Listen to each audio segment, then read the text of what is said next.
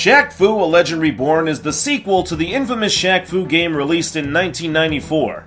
When A Legend Reborn was announced as an Indiegogo project in early 2014, I was thoroughly convinced it would fail to garner even a fraction of its $450,000 goal and quickly fade into obscurity. To my surprise, however, the project exceeded its goal and the game was greenlit. Now, over 4 years after the project began, let's find out if the legend of Shaq Fu is truly reborn in this sequel. My name is Shaq Fei Hung. I'm a poor Chinese rickshaw driver from a town called Hung Lo. I made a promise to my dead mentor Ye Ye that I would kill you. Prepare to die. The first Shaq Fu game was a standard 2D fighting game akin to Street Fighter or Mortal Kombat. However, there were a slew of issues with the fundamental gameplay of Shaq Fu. For starters, Shaq was woefully underpowered compared to the other characters in the game. This resulted in an immense amount of game overs and restarts, and ultimately required players to spam specific moves in order to painfully progress through the story mode.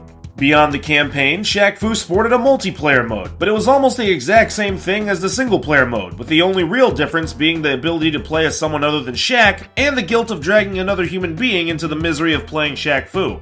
Shaq Fu: A Legend Reborn, however, is a 2.5D side-scrolling beat-em-up. This simple change already makes A Legend Reborn drastically superior to the original Shaq Fu in terms of gameplay. While both games have incredibly repetitive gameplay, the beat-em-up genre is much more positively associated with repetition than the fighting game genre. Instead of spamming your special moves in a specific sequence to earn a cheap victory, you'll be mashing the attack button in order to lengthen your combo meter, occasionally mixing it up by using the special stun kick, the shoulder charge, or the slam attack. For all intents and purposes, A Legend Reborn is a fundamentally better game than the original Shaq Fu. That's not to imply A Legend Reborn is good, however. The game sports a number of flaws unto itself. While the gameplay may be superior to the original title's gameplay due to actually having some margin of depth, A Legend Reborn is still incredibly shallow on all fronts. There are only 5 or 6 enemy archetypes, and each archetype is reskinned 4 or 5 times throughout the game. Most enemies can be dispatched with the most basic of combos, even if the game suggests using one of your other maneuvers, and the controls are loose enough that you'll have to finagle with them a bit just to make contact with your melee attacks, which adds to the frustration of the gameplay. In lieu of offering actually compelling gameplay, A Legend Reborn instead opts to throw sheer volumes of enemies at you to try and overwhelm you. However, this further emphasizes the shallow nature of the gameplay, and makes progressing feel more like a chore than anything else. It would be apt to call the gameplay challenging at certain points, but that's mostly because the enemies on screen are overwhelming you with their quantity alone instead of posing any legitimate challenge. If you decide to try and mix things up to make the gameplay more enjoyable, you'll find the overall number of ways you can dispose of enemies is incredibly limited. Shaq can use a number of different weapons in-game, but much like the reskinned enemy archetypes, the various weapons really boil down to 3 main categories: staves, projectiles, and boulders. Staves are things such as protest signs and Chinese guando. Projectiles are throwing barrels, akin to Donkey Kong, which is a purposeful comparison as the barrel-related trophy is called Shacky Kong. Boulders are launching weapons, such as mines or actual giant boulders that roll downhill and hurt enemies within their paths. These do add some flavor to the combat whenever they appear, but the game is fairly easy most of the time, meaning there's no real need for them, except when the gameplay decides to throw a veritable ocean of bodies at you.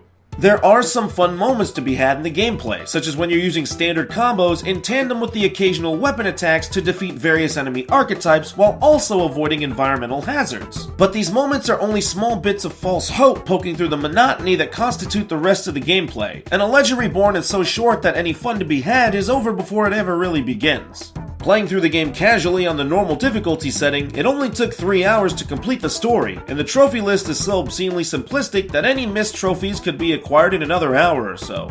Visually, A Legend Reborn seems decent at first glance. The cutscenes have a comic book style presentation with some incredibly basic animation, but it looks passable, and in-game there are some bright color palettes and somewhat detailed backgrounds. But the camera is pulled so far back that it's really hard to see anything except for the biggest and boldest of details. This was likely done on purpose, as examining anything closely reveals a number of visual flaws, including artifacting and rudimentary in-game models. In defense of the game, the pulled back camera is also useful when enemies begin swarming Shaq, but when the number of on-screen enemies becomes too great, the frame rate dips very slightly but very noticeably.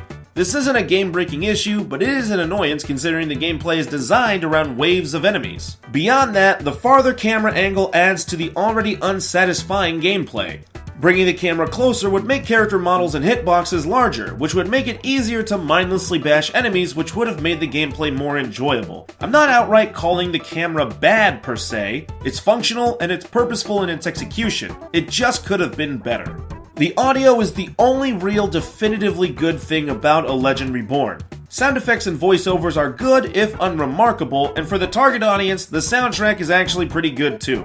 The main theme of the game is repeated somewhat frequently, but it never really grates on your nerves because the game is so short. The rest of the game's music is similarly decent, if also goofy. Some of the character voiceovers contain dated jokes and stereotypes, which all really suck, but nothing ever crosses the line into being offensive rather than being simply dumb.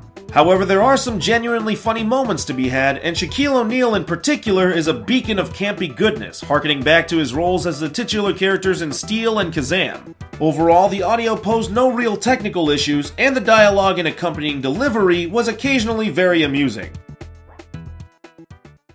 For what it's worth, A Legend Reborn tries its best to be a good or at least serviceable game, and to some extent, it succeeds in that regard. It's definitely better than the original Shaq Fu, and there are some moments that show a modicum of actual substance. The ending of the game in particular is actually pretty funny, and fans of Shaq will enjoy the game much more than they anticipate. But the shallow gameplay, cheap visuals, short duration, and overall lack of polish detract too much from the game to warrant any kind of recommendation, even with a $20 digital, $30 physical PS4 and Xbox One, and $40 physical Nintendo Switch price tag. Shaq Fu: A Legend Reborn earns a 4 out of 10. Thank you so much for watching. If you want to stay up to date on my videos, please subscribe and click the bell icon to get notified whenever I post a new video. In the meantime, check out some of my other videos annotated on screen. I did a comedic review of the original Shaq Fu along with various other games starring celebrities. I also have other serious reviews like the one you just watched. Thanks!